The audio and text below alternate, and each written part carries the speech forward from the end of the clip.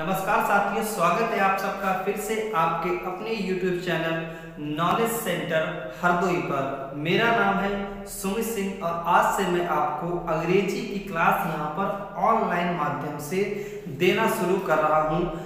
तो सबसे पहले आपको मैं ये बता दूं, और जैसा कि आपको पता है कि मेरी आज ये इंट्रोडक्शन क्लास है, तो सबसे पहले आपको ये बता दें कि आपके लिए ये वीडियो इम्पोर्टेंट क्यों है और आपको पढ़ना आवश्यक क्यों है।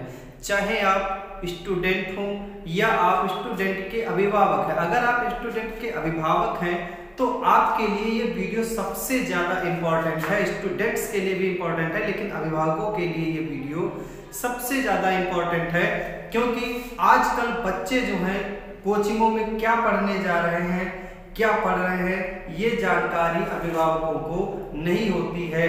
तो इन वीडियोज के माध्यम से कम आप इतना कर सकते हैं कि आपका बच्चा यदि किसी भी कोचिंग संस्थान में पढ़ने जा रहा है तो इन वीडियोज के माध्यम से थोड़ी सी जानकारी को प्राप्त करके आप अपने बच्चे से कुछ क्वेश्चंस पूछ सकते हैं, जिससे कि आपको पता तो चलेगा कि जो आप पैसा लगा रहे हैं वो अच्छी जगह पर लगा रहे हैं या अपना पैसा वेस्ट कर रहे हैं। मैं आपको यहाँ पर ज़्यादा लंबे लेक्चर्स नहीं दूंगा कि जिससे कि आप परेशान हो जाएं अंग्रेजी से। मैं आपको बिल्कुल 0 to हीरो कॉन्सेप्ट दूंगा, यानी कि अगर किसी भी चैप्टर की स्टार्टिंग होगी तो बिल्कुल 0 लेवल से होगी, जो भी एग्जाम्पल्स होंगे वो भी हमारे 0 लेवल के होंगे। तो आप लोग अच्छे से वीडियोज को देखते रहिए और ज्ञान प्राप्त करते रहिए, क्योंकि कहा गया है कि ज्ञान की कोई सीमा नहीं होती है, और उसी प्रकार से जिस प्रकार से ज्ञान की कोई सीमा नहीं होती है, उसी तरह ज्ञान को प्राप्त करने की भी कोई भी उम्र नहीं होती है। तो आप इन छोटे छोटे वीडियोज के माध्यम से बेसिक सी जानकारी को लेकर के क्वेश्चंस को उठाइएगा, चैप्टर्स को समझिएगा। उसके बाद आपके घर में अगर कोई बच्चे पढ़ रहे हैं, कोई भी 6 से लेकर के 12 तक का इंटर का बच्चा पढ़ रहा है, तो आप क्या कर सकते हैं, उनसे इन प्रश्नों को पूछ सकते हैं। ये ऐसे मैं चैप्टर आपको पढ़ाऊंगा। अगर आप कंपटीशन की भी तैयारी कर रहे हैं तो वे कंपटीशन में भी यूज होंगे। इस तरीके की हम आपको पढ़ाई पढ़ाएंगे कि चाहे वो 6 क्लास का बच्चा हो, चाहे 7 का हो, चाहे 8 का हो, चाहे 9 का हो, चाहे 10 का, चाहे 11 का, चाहे 12, या कंपटीशन का जो भी बच्चा होगा, ये अंग्रेजी बिल्कुल मुफ्त होगी और इस तरीके की होगी। अगर कोई बच्चा 6 क्लास से तैयारी करेगा, यानी 6th क्लास से अगर पढ़ना शुरू कर देता है इस टाइप की अंग्रेजी, तो मैं गारंटी देता हूं कि जब तक वो इंटर पास करेगा तब तक वो इस काबिल बन जाएगा कि उसको इंग्लिश की कोचिंग कंपटीशन का पेपर पास करने के लिए नहीं लगानी पड़ेगी। तो ज्यादा देर ना करते हुए आज की वीडियो में हम आपको बताने वाले हैं अंग्रेजी के सिलेबस के बारे में कि हम कौन कौन सी चीजें आज यानी कि आने वाले समय में पढ़ने जा रहे हैं, किन किन चैप्टर्स के बारे में हम पढ़ेंगे। तो हमारा सबसे पहला जो चैप्टर है, उस चैप्टर का नाम है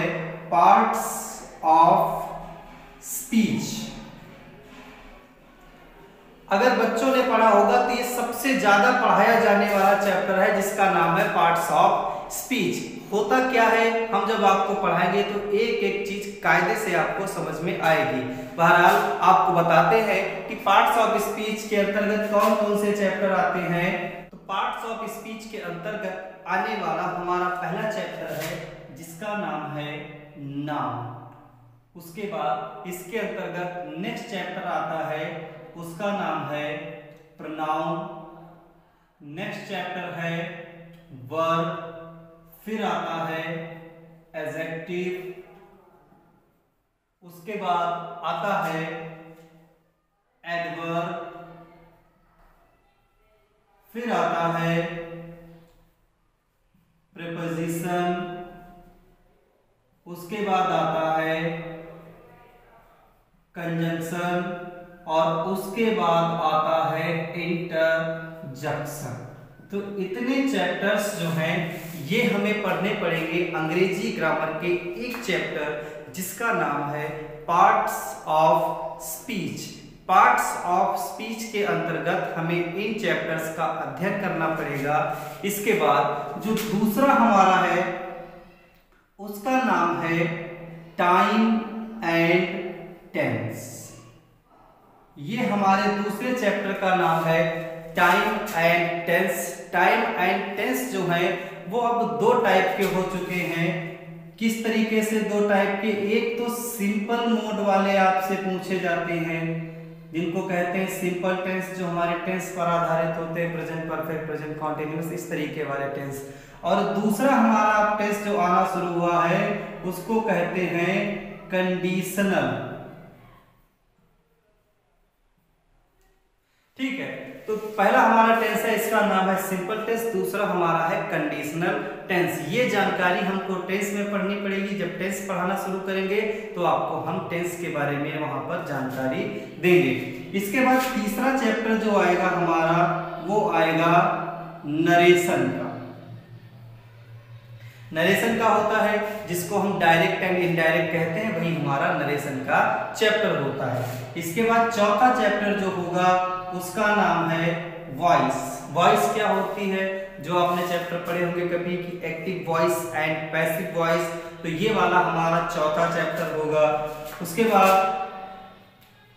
पांचवा चैप्टर आप लोग जो पढ़ेंगे उसका नाम है रीऑर्डरिंग।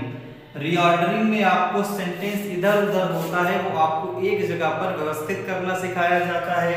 इसके बाद छठा चैप्टर पढ़ेंगे आप कंप्लीट द मीनिंग।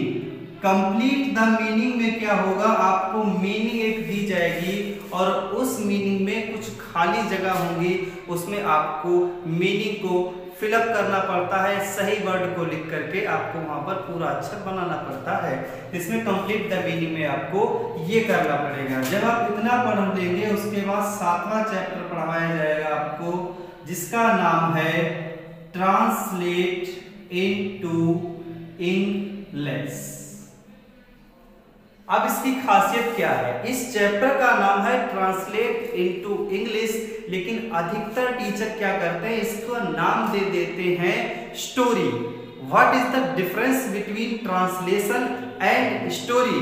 तो इसमें डिफरेंस ये है कि जब आप एक स्टोरी बनाते हैं तो वह केवल और केवल भूतकाल के बारे में बात करती है, लेकिन जब आप ट्रांसलेशन पढ़ते हैं तो ट्रांसलेशन किसी भी टेंस पर आधारित हो सकता है, वो प्रेजेंट का भी हो सकता है, वो पास्ट का भी हो सकता है और वह फ्यूचर का भी हो सकता है।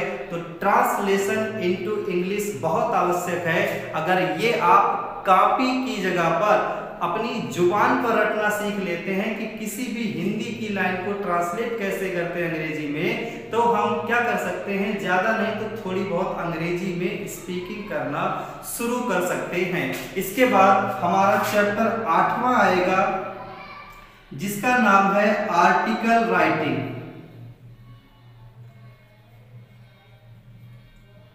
आर्टिकल राइटिंग या डिस्क्रिप्टिव पैराग्राफ, ये नाम दिया गया है। इसका नाम आर्टिकल राइटिंग या डिस्क्रिप्टिव पैराग्राफ। जो आपके एसे आते थे, एसे के स्थान पर आपके ये चैप्टर्स रखे गए हैं, आर्टिकल राइटिंग या डिस्क्रिप्टिव पैराग्राफ। इसके बाद हमारा एक और चैप्टर आ गया है जिसका नाम है हमारा अनसीन पैसेज। अनसीन पैसेज होता क्या है? पैसेज का मुख्य रूप से अर्थ होता है गद्यांश, कि एक आपको गद्यांश इस तरीके से स्टोरी वाइज आएगा जो कभी भी पेपर में पूछा नहीं गया होगा, और वह अनसीन पैसेज इस तरीके का होता है जो हमारे समाज में और क्या है हमारे आसपास के वातावरण से रिलेटेड चीज होती है, उसी के ऊपर ये अनसीन पैसेज पूछा जाता है। इसमें आपको करना क्या पड़ता है? इसमें आपको पहले पैसेज पढ़ना पड़ता है, उसकी टूटी फूटी हिंदी निकालनी पड़ती है जब कुछ ना पता हो उसका। उसके बाद उसमें जो क्वेश्चंस दिए होते हैं उन क्वेश्चंस के आपको आंसर देने पड़ते हैं। ये हमारा अनसीन पैसेज का काम होता है। और अंतिम चैप्टर जो 10वां है उसका नाम है लेटर और एप्लीकेशन। लेटर और एप्लीकेशन, जब आप इन चीजों को पढ़ेंगे तभी आप इतने लायक हो सकते हैं कि कोई भी चीज आपको किसी भी समय पढ़ाई जाए या किसी भी समय पूछी जाए तो आप फटाक से उसका उत्तर देने के लिए तैयार हो जाए। अगर आप चाहें तो इन सिलेबस के चैप्टर्स जो हमारे हैं इनको अपनी कॉपी पर नोट कर सकते हैं और एक अच्छा सा नोट्स भी पढ़ते पढ़ते साथ में बना सकते हैं। आशा करते हैं आपको ये हमारा इंट्रोडक्शन वीडियो अच्छा लगा होगा। अगर वीडियो देखते देखते यहाँ तक आ गए हैं तो चैनल को सब्सक्राइब करके घंटी बटन अवश्य दबा दीजिएगा, क्योंकि जैसे ही अगला वीडियो आएगा वो आपको तुरंत नोटिफाई कर देगा, नोटिफिकेशन आपके पास भेज देगा कि वीडियो नया आ चुका है। और आपकी जानकारी के लिए बता दें कि हम आपको डेली वीडियो नहीं देने वाले हैं, क्योंकि डेली वीडियो देंगे तो आप ज्यादा नहीं देखेंगे, इसलिए हम एक दिन गैप करके आपको वीडियो देंगे। और वीडियो हमारा रोज सुबह 8 बजे आएगा प्रत्येक दूसरे दिन। ठीक है, तो मिलते हैं अगले वीडियो में जिसमें हम बात करेंगे चैप्टर जिसका नाम है पार्ट्स ऑफ स्पीच। कि what is parts of speech and what is noun and pronoun, what is the difference between parts of speech and noun and pronoun, adjective and verb और एडवर्ब। ओके, तो मिलते हैं next video में। अपना ख्याल रखिए, सावधानी से रहिए, कोरोना से उचित दूरी बनाए रखें, मास्क का प्रयोग करें, सैनिटाइजर का प्रयोग करें जब भी आप बाजार में जाएं। मिलते हैं नेक्स्ट वीडियो में। वीडियो देखने के लिए बहुत बहुत धन्यवाद।